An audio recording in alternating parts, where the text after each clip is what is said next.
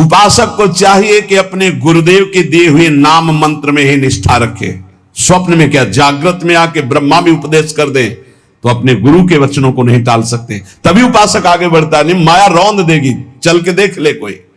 अगर गुरु के वचनों में विश्वास हो तो बिना नाम के भी कल्याण हो जाता है, ऐसे साधारण बोल देने पर।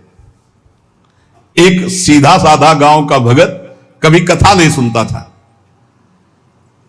गाय चराता था गांव की। तो एक दिन और गोपाल जो गाय चराने वाले थे, उन्होंने कहा यार कभी तो कथा सुन लो, रात दिन पशुओं के पीछे घूमते हो, पशु बुद्धि, कभी तो कथा सुन लो। तो एक दिन सोचा दोपहर के भोजन गांव में पाएंगे जाके अपने घर में, और कथा हो रही वहीं से निकल लेंगे, जो सुन लेंगे तो सुन लेंगे। खड़े खड़े वहां चर्चा चल रही थी, जिसने मनुष्य जन्म लेकर के गुरु मंत्र नहीं लिया और नाम जब भगवान का नहीं किया, उसका जीवन मुर्दा, व्यर्थ जीवन। चला गया सुन के, और बार बार वही दिमाग में कि पंडित जी कह रहे थे गुरु मंत्र नहीं लिया और नाम जप नहीं किया तो मुर्दा जीवन। जिन हरि भगत हृदय नहीं आनी, जीवित सौ समानते प्राणी। दूसरे दिन फिर गया, कहा पंडित जी आपने कल कथा में कहा था गुरु मंत्र ले लेना चाहिए, नहीं तो जीवन मुर्दा हो जाता है, बेकार जीवन रहता है। तो देव गुरु मंत्र आप, और तो हम किसी को जानते नहीं। देखा फटा पुराना कपड़ा, डंडा लिए एक चरवाहा। उनका ऐसे थोड़ी कि तुरंत ही गुरु मंत्र दे दिया जाता है, आखिरी दिन कथा के मिलना फिर दे देंगे, टाल दिया। अब वो आखिरी दिन कथा के तो दिन चढ़ावा चढ़ रहा था, तो पंडित जी ने कहा जब चलें तब ले लेना गुरु मंत्र, टाल दिया।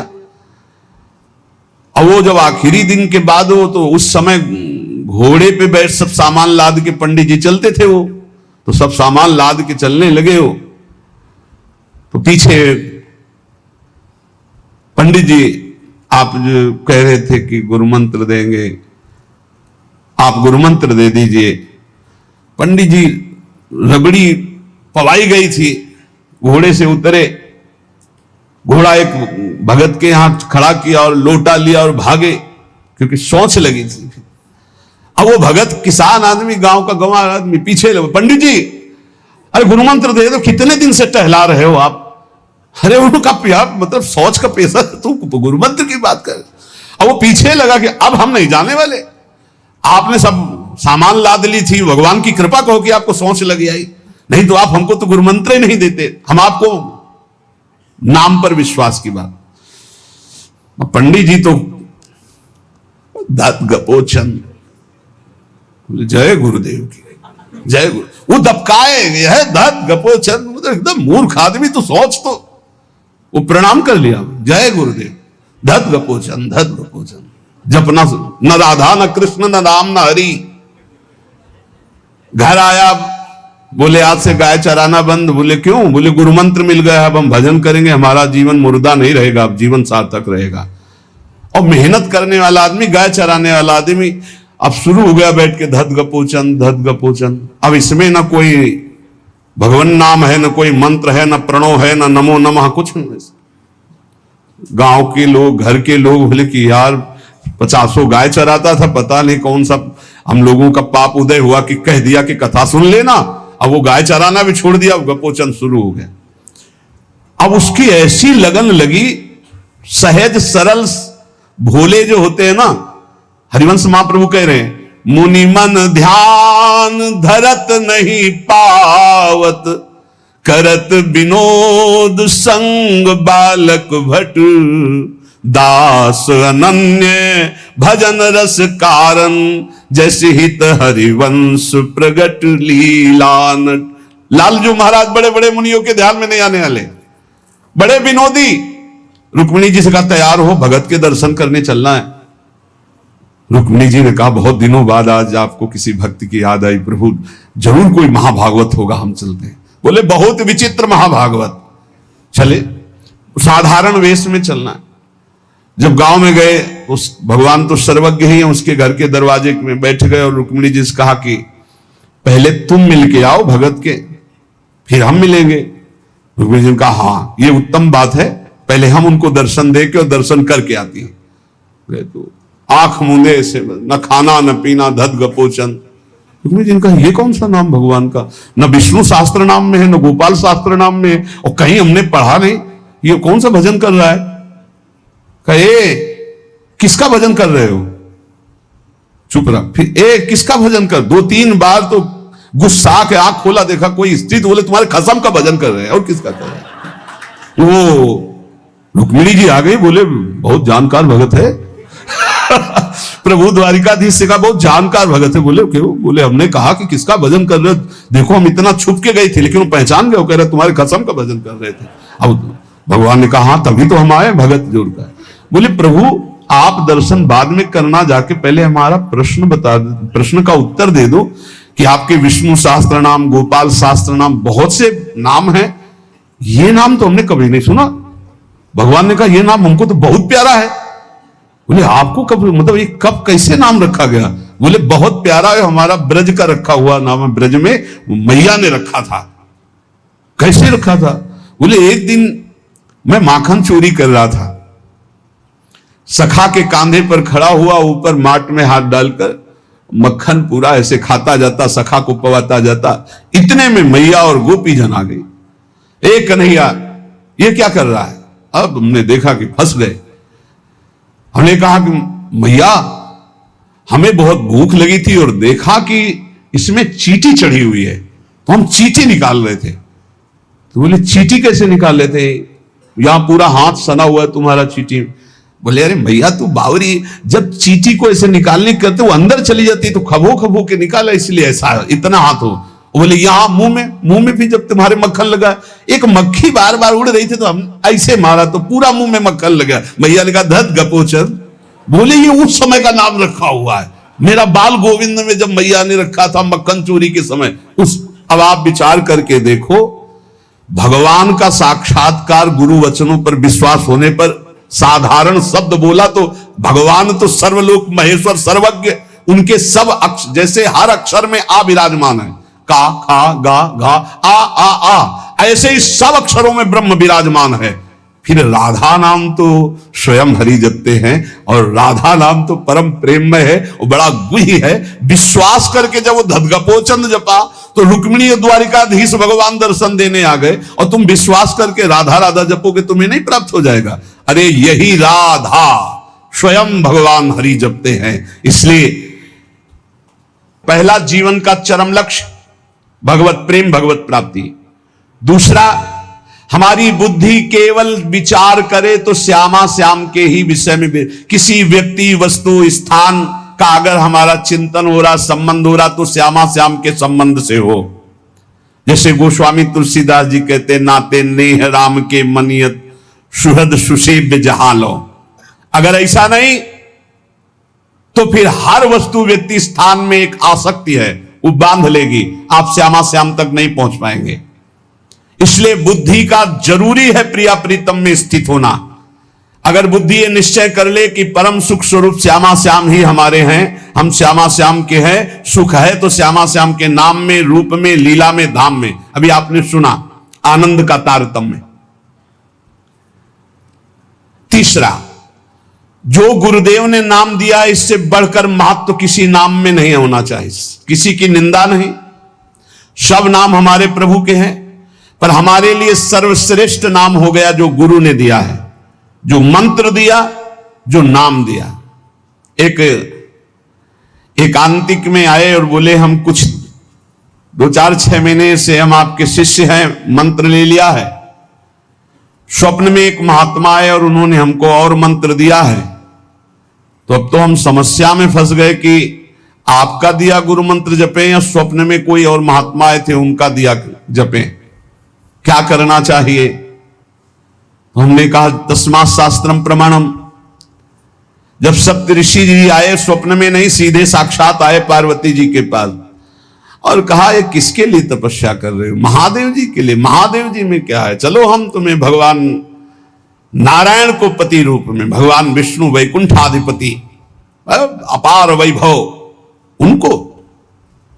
तो जो माता जी ने बात कही पार्वती मैया ने, वही बात पकड़नी है। उन्होंने कहा तजऊ न नारद कर उपदेशु, आप कहें 7 बार महेशु। सप्तऋषियों, अपने गुरुदेव नारद जी के उपदेश का मैं कभी त्याग नहीं कर सकती, चाहे स्वयं इष्ट देव भगवान शंकर आकर सैकड़ों बार कहें तो भी। तजौ न नारद कर उपदेशु, आप कहें सत बार महेशु।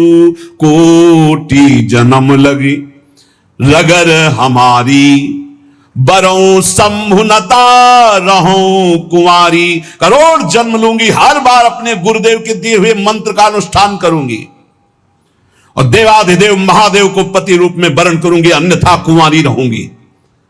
बहुत सी कन्याएं और बहुत से वर हैं, आपको ब्याह कराने का शौक है तो आप जाइए, लेकिन मैं पर्वत से प्रकट हुई हूं, हिमालय से, मैं अडिग हूं अपने गुरुदेव के वचन में।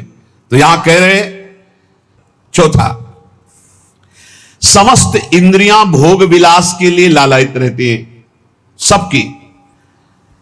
अब इनको भोग देना भी है, बिना भोग के, बिना विषय के जीवित नहीं रह सकते। शरीर चलाना है, सेवा धर्म पूर्ति करनी है, पानी पीना भी विषय है, अन्न पाना भी विषय है, देखना भी विषय है, सुनना भी विषय है, सब विषय के अंतर्गत आता है। तो यहां अपनी इंद्रियों से जो विषय ग्रहण करना है वो भागवतिक करना है।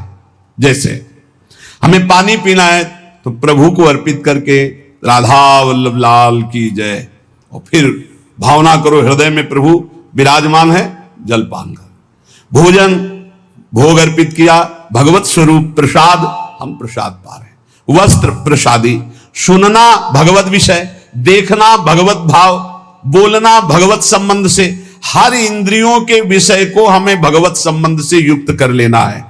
यदि भगवत प्राप्ति करनी है, भगवत प्रेम प्राप्त करना है, तो पहला चरम लक्ष्य, मुझे इसी जन्म में भगवत प्राप्ति करनी, भगवत प्रेम प्राप्त करना है। दूसरा बुद्धि का पूर्ण समर्पण अपने आराध्य देव श्यामा श्याम में। तीसरा गुरु प्रदत्त नाम रूप लीला गुण सेवा उपासना सांगोपांग गुरु प्रदत्त। चौथा, समस्त इंद्रियां भगवत संबंध से युक्त। पांचवा, जीव का चिंतन प्रत्येक क्षण पदार्थ, व्यक्ति, परिस्थिति, विचार भोगों के, क्रियाओं के, संबंधियों के, जहां जहां जाए वहां से हटाकर अपने लक्ष्य श्यामा श्याम में लगाओ, या जहां जहां जाए वहां प्रिया प्रीतम की भावना करो। जीवन का प्रत्येक पल किसी व्यक्ति के विचार में, वस्तु के विचार में, स्थान के विचार में, भोग विचार में, जहां जहां जाए वहां से हटाकर श्यामा श्याम में लगाओ, या जहां जहां जाए वहां श्यामा श्याम को देखो। छठवां, चित्त की एक एक वृत्ति से तुम्हारे आराध्य देव कभी हटने ना पावे। बड़ी उत्तम स्थिति होती है उस उपासक की, एक एक वृत्ति भगवदाकार करनी है। जैसे समुद्र में करोड़ों तरंगे, ऐसे चित्त में लाखों करोड़ों वृत्तियां, हर वृत्ति भगवदाकार। गोपी जनों की थी, विक्रेतु कामा खिल गोप कन्या मुरारी पादार्पित चित्त वृत्ति, दध्यादिकम मोह वशादवोचद गोविंद दामोदर माधवेति। कैसी स्थिति? बोले बेचने जा रहे हैं दही, पर चित्त की वृत्ति में गोविंद बसे, मुरारी बसे, तो वो कैसे पुकार रही? कोई गोविंद ले ले, कोई दामोदर ले ले, कोई माधव ले ले। तो ब्रजवासी जन कहते हैं बावरी क्या बेच रही? तब शुद्ध आती, अच्छा नहीं तो बोल रही कोई गोविंद ले ले, कोई दामोदर ले ले, कोई माधव ले ले। विक्रेत कामा खिल गोप कन्या मुरारी पादार्पित चित्त वृत्ति दध्यादिकम। बेचना है दही और बोल रही कोई गोविंद ले ले, दामोदर ले ले, माधव ले ले। चित्त की एक एक वृत्ति श्यामा श्याम में अर्पित।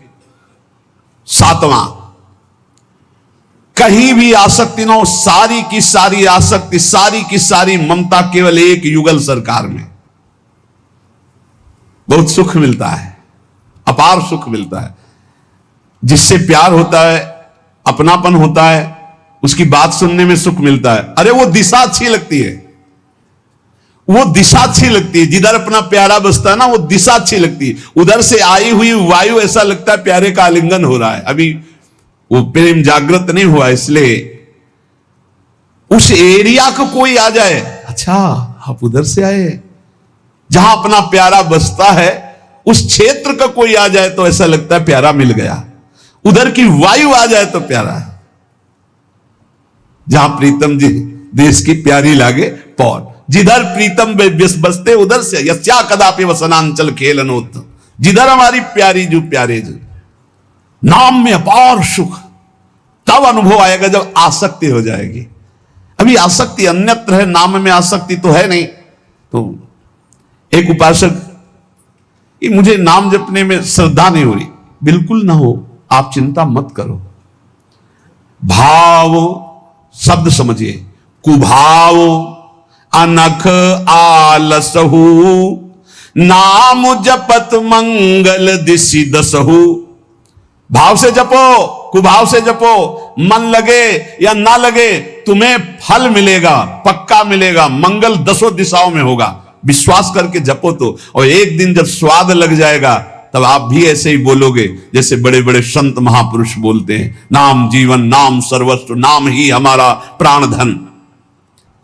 8वां, जीवन में राग द्वेष न रह जाए।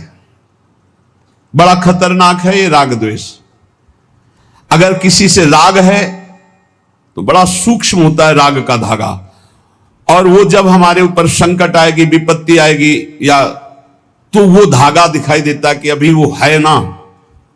द्रौपदी जी को पहले श्री कृष्ण याद नहीं आए, 5 महारथी पति है अतिरथी, वो याद आए, फिर भीष्मादि याद आए, फिर अपनी भुजाओं का बल, फिर दांतों का बल, और जब निर्बल तब महाबल।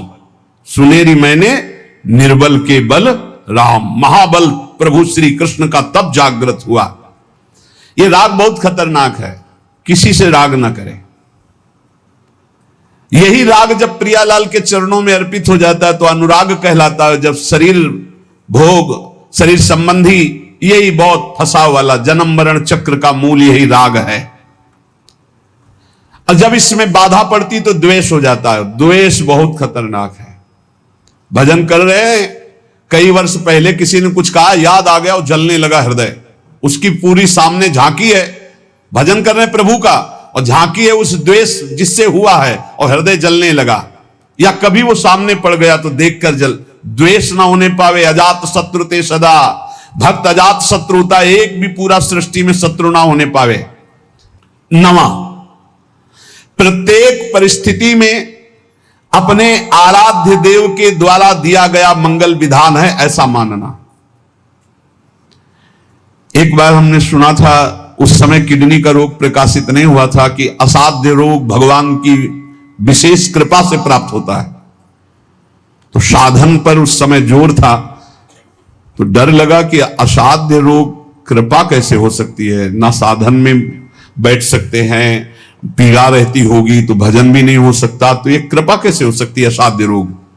लेकिन सच्ची आपसे कहते हैं, साधना हो रही थी भगवत मार्ग में जैसा कुछ, लेकिन शरणागति में कमी थी, क्योंकि साधन पक्ष में विश्वास बहुत जोर का था। शास्त्र प्रमाणित साधन के बल से भगवत प्राप्ति पर विश्वास हमें था। कृपा शब्द का हमारा कोई परिचय नहीं था, कृपा शब्द से हमारा कोई परिचय नहीं था। पक्का समझ लीजिए, क्या कृपा शब्द, ये तो शब्द ही नहीं था, बस साधन शब्द से परिचय था। अपनी इंद्रियों को बस में करो, मन का निग्रह करो, और भगवान का निरंतर भजन करके परम पद प्राप्त करो। हर समय अपने साधन में लगे रहो। जब किडनी फेल हुई, साधन शब्द हटा, अब हाहाकार मच गया अहंकार में। अब क्या, फिर जो अहंकार शरणागत हुआ, फिर बात बन गई जो करोड़ों जन्मों की साधना से नहीं बनती, वो इस असाध्य रोग ने काम बना दिया। कह रहे हैं कि प्रत्येक परिस्थिति में पूर्ण कृपा, पूर्ण मंगल विधान देखना, ये 9वां सूत्र है। जैसी भी परिस्थिति आवे, चाहे जितना विकराल रूप लेकर के आ जाए परिस्थिति, कृपा ही कृपा, कृपा ही कृपा, सच्ची मानना, परिणाम में देखना बड़ा मंगल और बड़ी कृपा होगी। 10वां, प्रेम प्राप्ति के मार्ग के पथिक का जीवन बड़ा विनयमय, बड़ा विनम्र, बड़ा संयमी, सदाचारपूर्ण, त्यागमय और शांत सुख स्वरूप। प्रेमी महात्मा का ये स्वरूप, बड़ा विनम्र जीवन, बड़ा विनयमय जीवन, बड़ा संयमित जीवन, सदाचारपूर्ण और त्याग रूप। त्याग की चेष्टा नहीं, वो त्याग रूप ही है। प्रभु के सिवा उसे कुछ अच्छा नहीं लगता। कुटुंब देहते जाए छूट सब ही विधि ना तो। और अद्भुत शांति, अद्भुत शांति, कोई भी द्वंद आ जाए उसे अशांत नहीं कर सकता।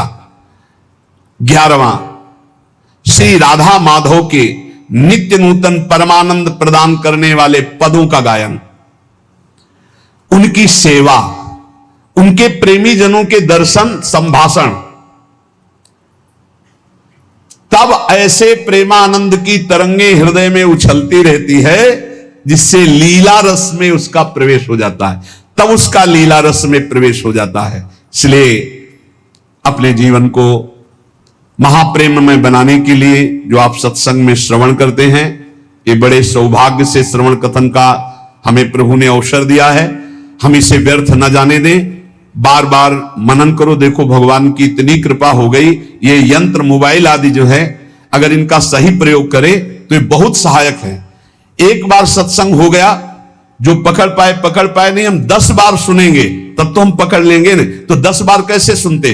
अगर ये मोबाइल ना होते, ये यंत्र ना होते तो हम कैसे सुनते? बड़ी कृपा भगवान ने की। जैसे जैसे कलयुग हमारी स्मृति का अपहरण कर रहा है, तो भगवान के द्वारा प्रेरित होकर विज्ञान भी वैसी सहायता कर रहा है कि एक बार का सत्संग हमें पकड़ में नहीं आया तो हम 10 बार मोबाइल से सुन सकते हैं। बस हर चीज में गुण दोष है, तो मोबाइल के दोष को स्वीकार न करें। प्रपंच देखना, गंदी बातें देखना सुनना अगर शुरू कर दो तो दिन भर ही उसी में लग जाएगा। मतलब की बात देखो, संत महापुरुषों के सत्संग को सुनो और उसका मनन करो, उसको अपने आचरण में उतारो और एक क्षण भी नाम से विलग न रहो। जीवन का परम लाभ। शेष चर्चा आगे। श्री राधा वल्लभ लाल की।